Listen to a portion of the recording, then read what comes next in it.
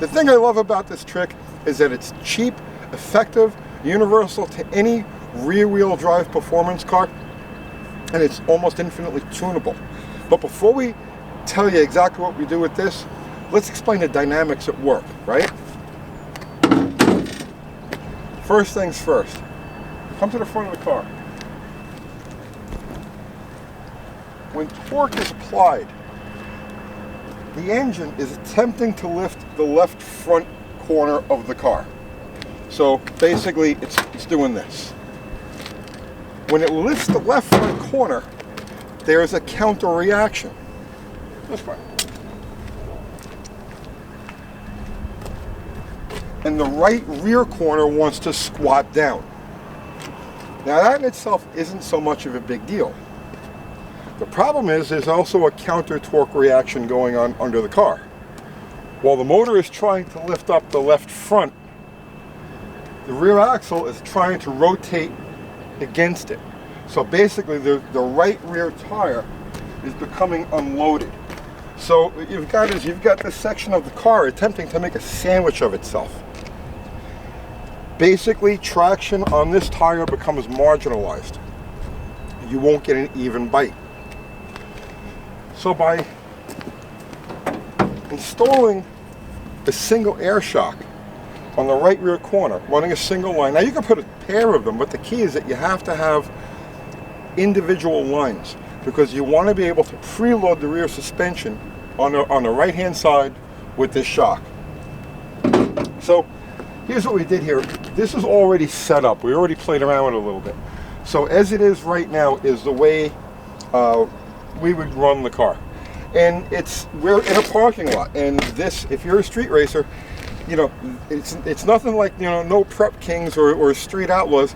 If you're a real street racer, you're racing with real street tires on real pavement like this.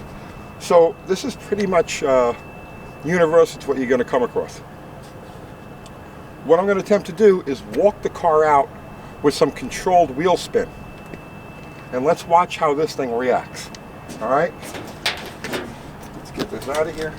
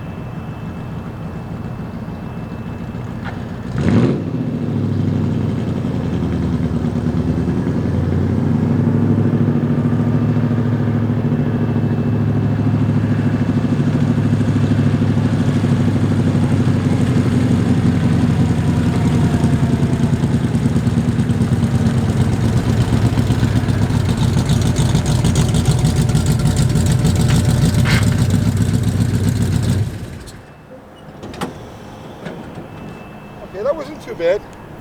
She tracked out fairly straight. She walked a little bit. When we made a couple of tests before, it was straighter, but let's not worry about that. You get the general idea. So now let's try the same exact maneuver, but taking the air out of the shock.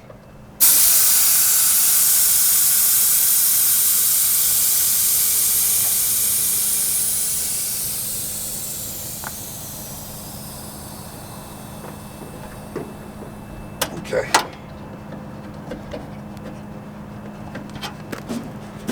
See what she does.